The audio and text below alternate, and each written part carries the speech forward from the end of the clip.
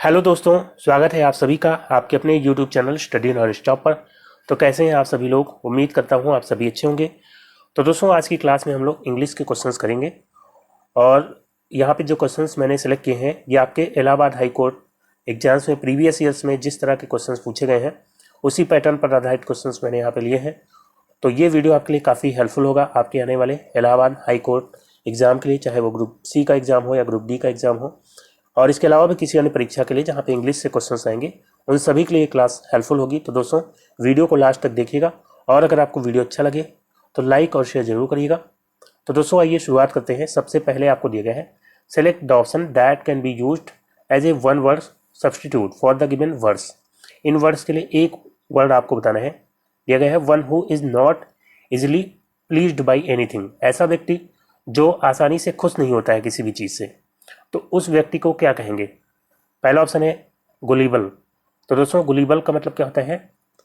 भोला या जो है सीधा साधा व्यक्ति, भोला या सीधा साधा। फिर अगला ऑप्शन है फास्टिडियस। तो दोस्तों, फास्टिडियस यहाँ पे राइट आंसर हो जाएगा। फास्टिडियस मतलब क्या होता है? फास्टिडियस मतलब होता है कठिनाई से तृप्त होने वाला, कठिनाई से संतुष्ट होने वाला, कठिनाई से संतुष्ट होने वाला। ऐसा व्यक्ति जो छोटी छोटी गलतियां निकालता है, हर चीज़ को बहुत बारीकी से ऑब्जर्व करता है और उसकी छोटी छोटी डिटेल्स और एक्यूरेसी पर वो ध्यान देता है, तो ऐसे व्यक्ति को कहते हैं फास्टिडियस। वो जल्दी से खुश नहीं होता है और इसको जो है तुनक मिजाज भी कह सकते हैं, या इसके लिए जो है एक वर्ड हो जाएगा छिद्रान्वेषी। छिद्रान्वेषी मतलब जो छोटी छोटी गलतियां निकालता है। ठीक है, तो यहाँ पे बी ऑप्शन इसका राइट आंसर जाएगा। बाकी जो है इनोसेंट मतलब निर्दोष होता है, और यहाँ पे दिया गया है अमेनेबल। अमेनेबल मीन्स होता है उत्तरदायी, जो किसी चीज़ के लिए उत्तरदायी या जिम्मेदार होता है उसको क्या कहते हैं? अमेनेबल। तो यहाँ पे राइट आंसर क्या हो जाएगा? Option B. फिर दोस्तों, अगला क्वेश्चन लेते हैं। नेक्स्ट क्वेश्चन है change the sentence into indirect speech. Sentence को इनडायरेक्ट में बदलना है। दिया गया है Rakesh says can you prepare a cup of tea for me Sunita. Rakesh Sunita से कहता है क्या तुम मेरे लिए एक कप चाय बना सकती हो? तो दोस्तों, इसका जो है इनडायरेक्ट स्पीच क्या हो जाएगा? तो दोस्तों, यहाँ पे राकेश सेज दिया गया है और ये जो है प्रेजेंट टेंस में है, रिपोर्टिंग वर्ब। तो अगर रिपोर्टिंग वर्ब प्रेजेंट टेंस या फ्यूचर टेंस में होती है तो इनडायरेक्ट बनाते समय टेंस चेंज नहीं किया जाता, तो यहाँ पे टेंस तो नहीं चेंज होगा।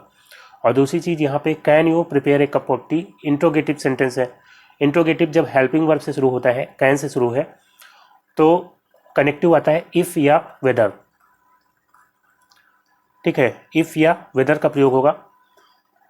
तो अब यहाँ पे जो है आप ऑप्शन से देखिए, राकेश सेज इंट्रोगेटिव है तो सेज का आस्क हो जाएगा। ठीक है, यहाँ पे टेल्स दिया गया है, गलत हो जाएगा। और यहाँ पे जो है इफ़ की बजाय टू दिया गया है, तो ये इसलिए गलत हो जाएगा। राकेश टेल्स, टेल्स नहीं होगा। सुनीता इफ़ सी कुड, यहाँ पे कुड दे दिया गया। ठीक है, जबकि टेंस नहीं चेंज होना चाहिए, कैन का कैन ही आना चाहिए। कैन यहाँ पे है और इस ऑप्शन में है, लेकिन यहाँ पे आप सी में देखेंगे राकेश आस्क्ड दिया गया है, तो आस्क्ड नहीं होगा क्योंकि यहाँ पे सेज है, तो राकेश आस्क्स हो जाएगा। Rakesh ask Sunita if she can prepare a cup of tea for him. ठीक है, तो यहाँ पे जो है यू का क्या बन गया? सी बन गया।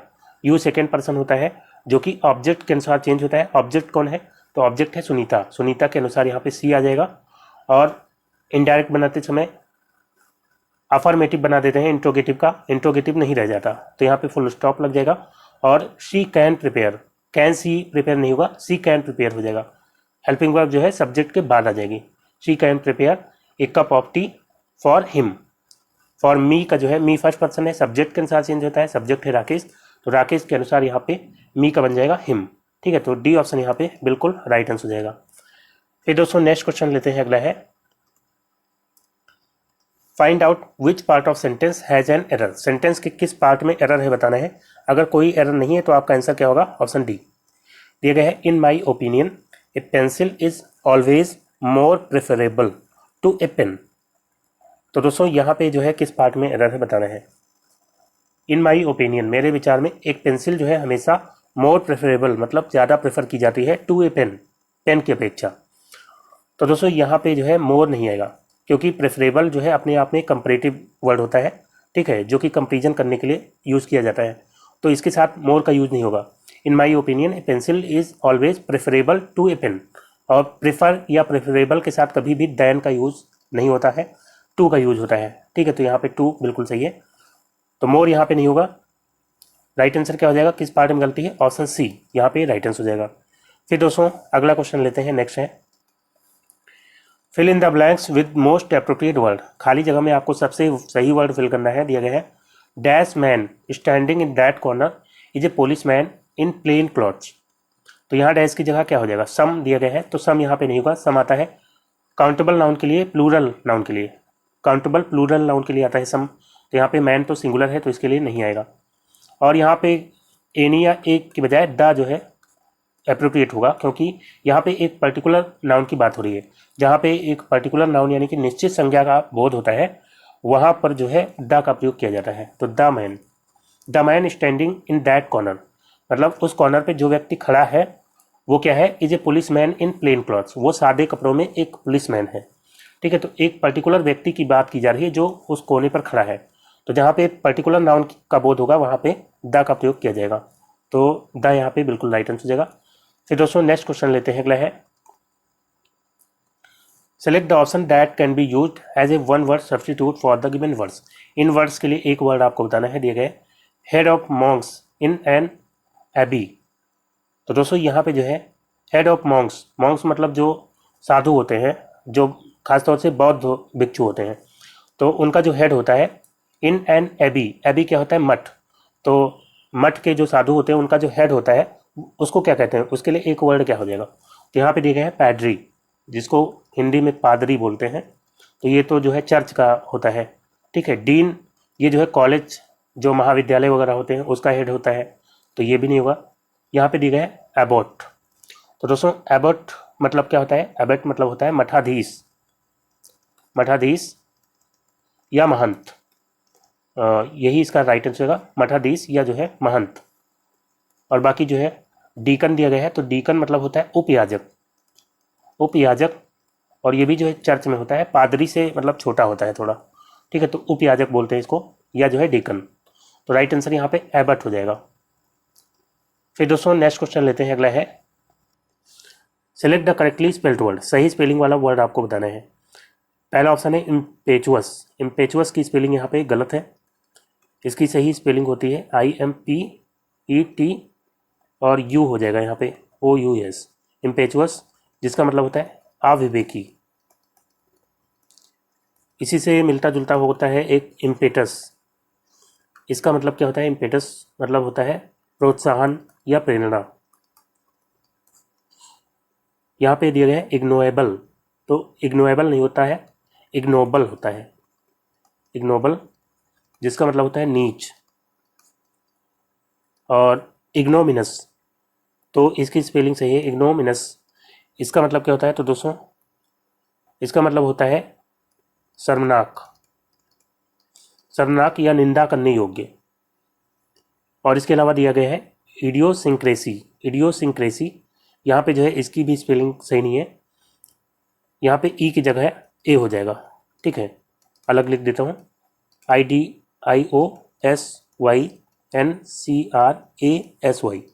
इडियोसिंक्रेसी। और इसका मतलब होता है लत। ठीक है, लत या बुरी आदत। तो राइट आंसर क्या हो जाएगा, ऑप्शन सी यहाँ पे राइट आंसर हो जाएगा। फिर दोस्तों नेक्स्ट क्वेश्चन लेते हैं, अगला है select the most appropriate meaning of given idiom. यहाँ पे ईडियम आपको दिए गए हैं, इसका मीनिंग बताना है। मेक वंस मार्क, ये जो ईडियम है इसका मतलब क्या होता है, तो दोस्तों इसका मतलब होता है अपनी पहचान बनाना, अपनी एक अलग पहचान बनाना। तो उसको क्या कहते हैं, मेक वंस मार्क। तो इसका राइट आंसर क्या हो जाएगा, distinguish one self. Distinguish one self का मतलब भी यही होता है अपनी पहचान बनाना। तो यही जो है इसका राइट आंसर हो जाएगा।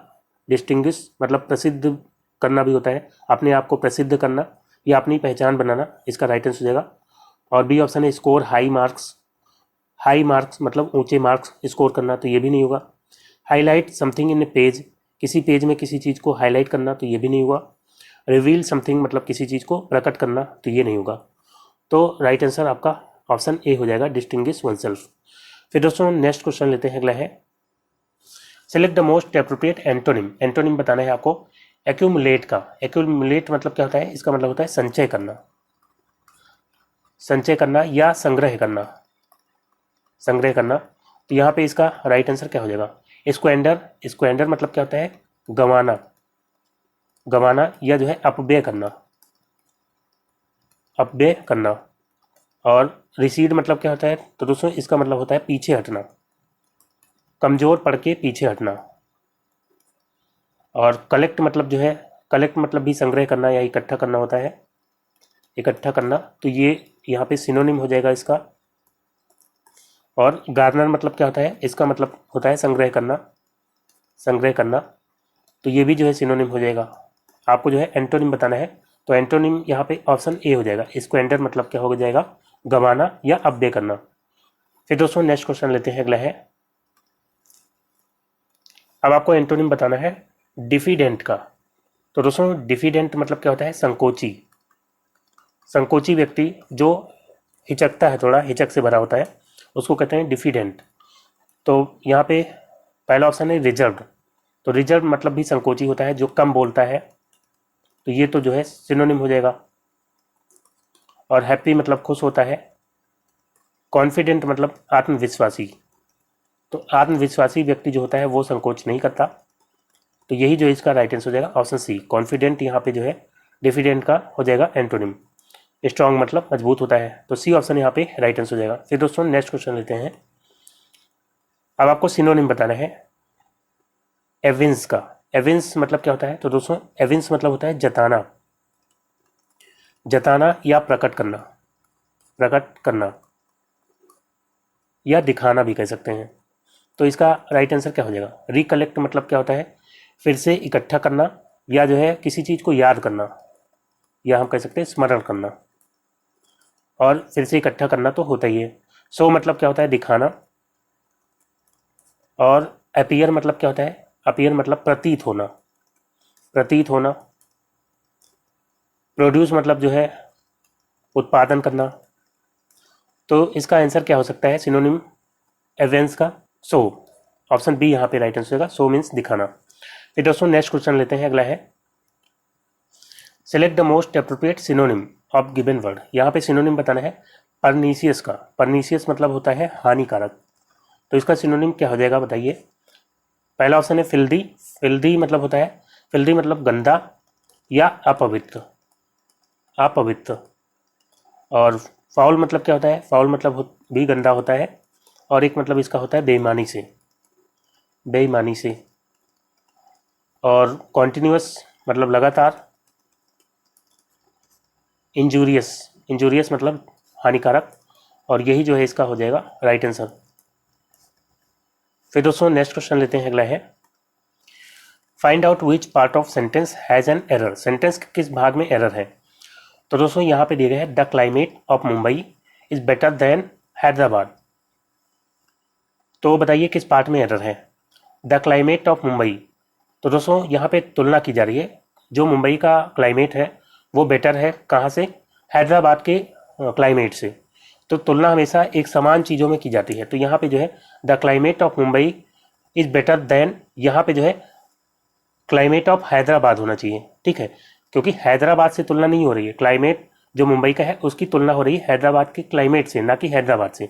तो यहाँ पे जो है मीनिंग निकल जाएगा देन हैदराबाद, मतलब हैदराबाद से। तो क्लाइमेट जो मुंबई का है वो हैदराबाद से अच्छा है, तो ये यहाँ पे सही नहीं होगा, ठीक है। तो यहाँ पे is better than climate of Hyderabad कह सकते हैं, या जो है इससे बेटर होगा दैट ऑफ, ठीक है। क्लाइमेट की जगह यहाँ पे इसका प्रोनाउन हम यूज़ कर लेंगे देन दैट ऑफ हैदराबाद, ठीक है। तो यहाँ पे किस पार्ट में गलती है, ऑप्शन सी यहाँ पे राइट आंसर होगा, ठीक है। The climate of Mumbai is better than that of Hyderabad. फिर दोस्तों नेक्स्ट क्वेश्चन लेते हैं, अगला है fill in the blanks with the most appropriate word. खाली जगह में आपको सबसे सही वर्ड फिल करना है। दिया गया है 8 cylinder engines are dash that use great amount of petrol. जो 8 सिलेंडर का इंजन होता है वो क्या होता है, जो कि यूज़ करता है ग्रेट अमाउंट ऑफ पेट्रोल। वो कन्वेंसेस में आता है या डिवाइसेस या इंस्ट्रूमेंट्स या अपैरेटस। तो 8 सिलेंडर इंजन्स क्या होते हैं, कन्वेंसेस मतलब वाहन, तो वाहन तो होते नहीं है।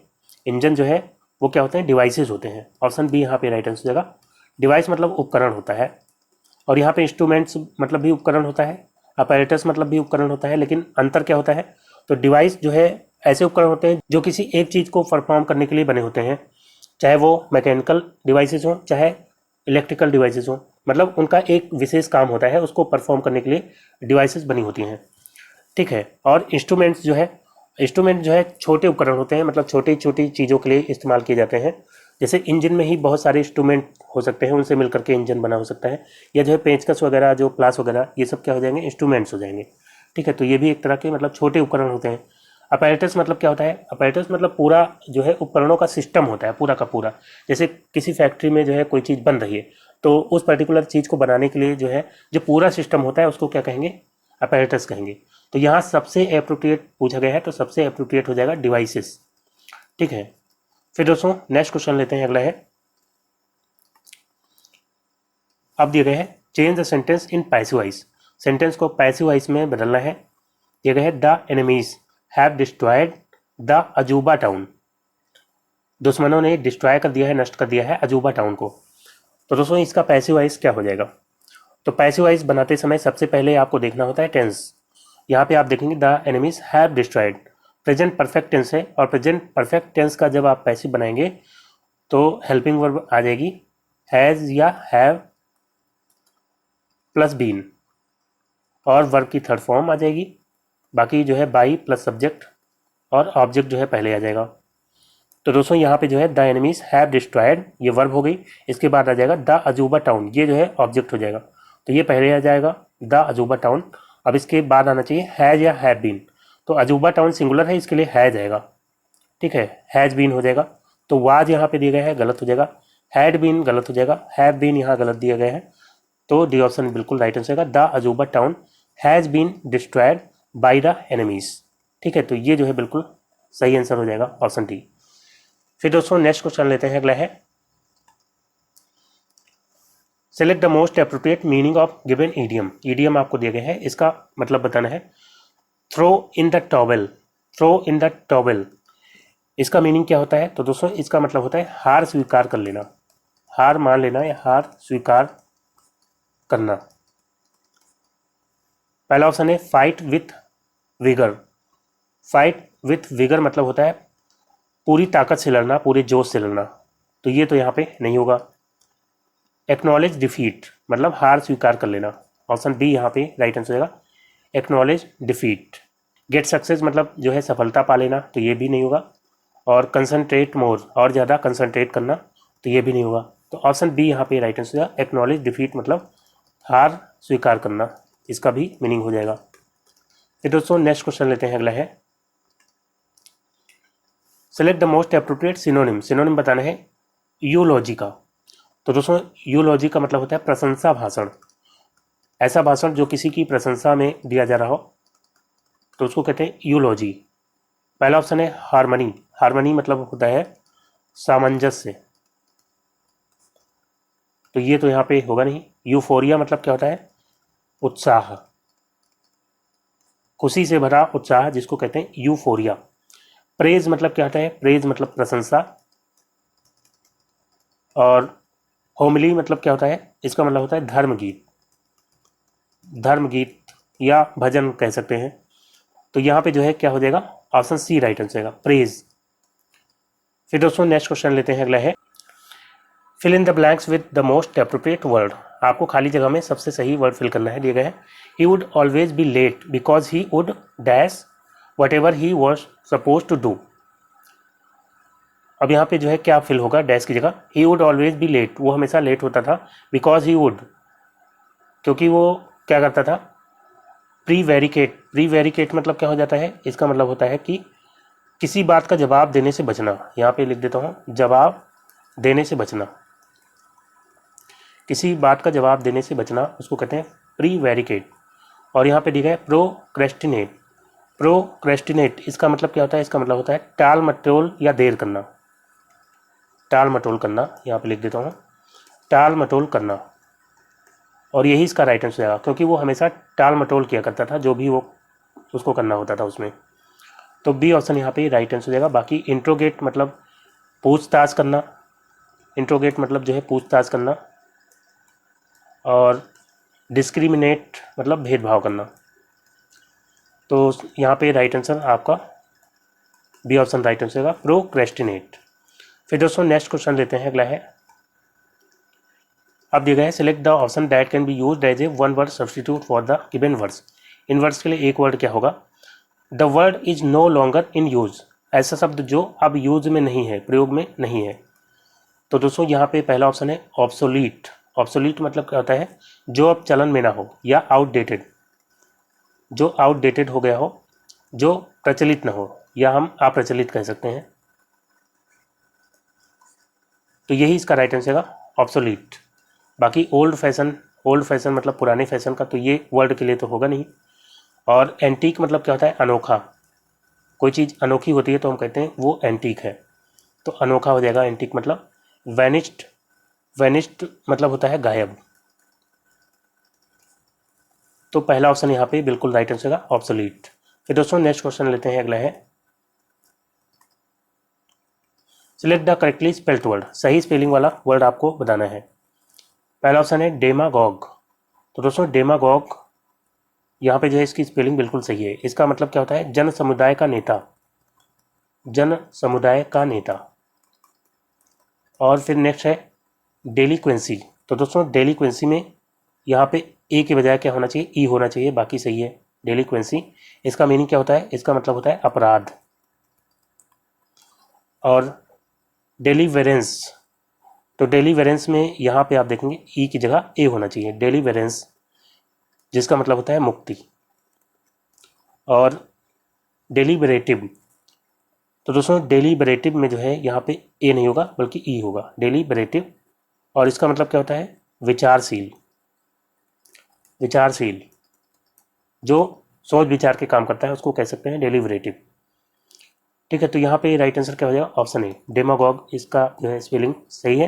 फिर दोस्तों अगला क्वेश्चन लेते हैं, नेक्स्ट है select the most appropriate meaning of given idiom. आपको ईडियम दिया गया है मेयर्स नेस्ट। मेयर्स नेस्ट, इसको कैसे याद रख सकते हैं? मेयर मतलब होता है घोड़ी, घोड़ी का घोंसला। तो दोस्तों घोड़ी का घोंसला तो होता नहीं है। अगर हम कहते हैं घोड़ी का घोंसला तो ये एक काल्पनिक बात होगी। और दूसरी चीज़, अगर घोड़ी ने घोंसला बना भी लिया तो वो उसके किसी काम की चीज़ नहीं होगी, क्योंकि घोड़ी घोंसले में तो रहती नहीं है, और ना ही जो है वो अंडा देती है जो उसको घोंसले की जरूरत हो। तो मेयर्स नेस्ट का मतलब होता है एक काल्पनिक एवं बेकार खोज, एक काल्पनिक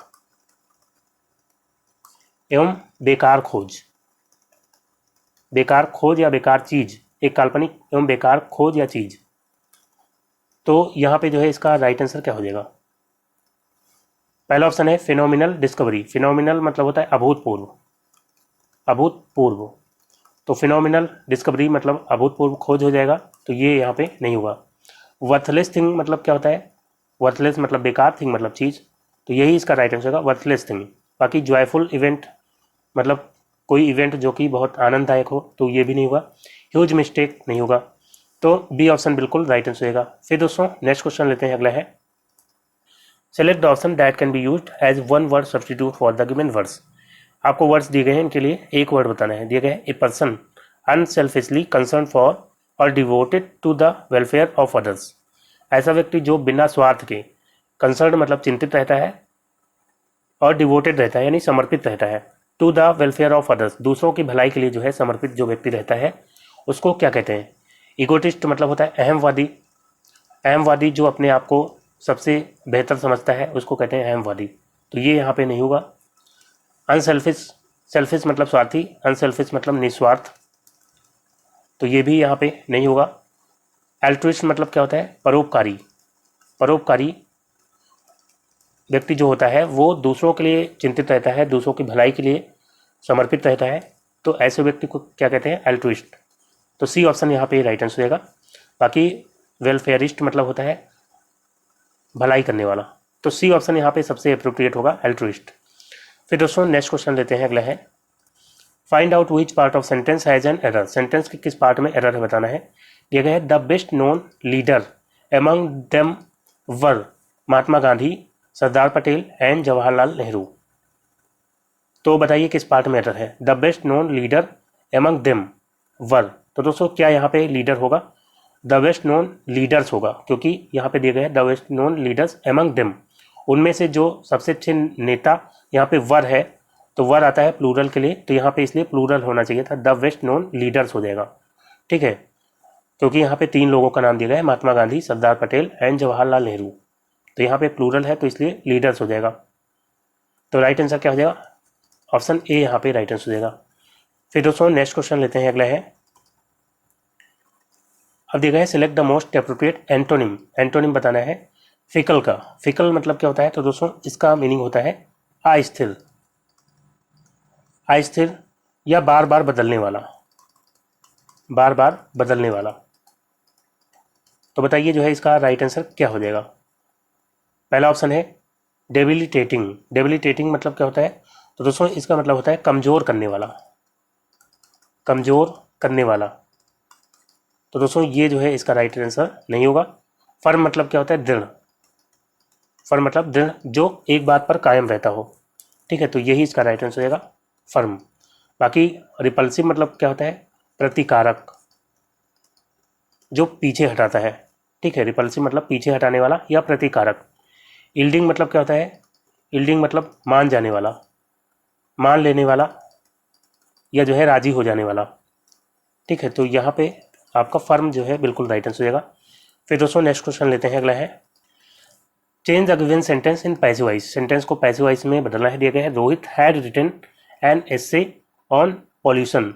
रोहित ने लिखा था एक एस्से, किस पर? पॉल्यूशन पर। तो दोस्तों यहाँ पे जो है इसका पैसिव वॉइस क्या होगा?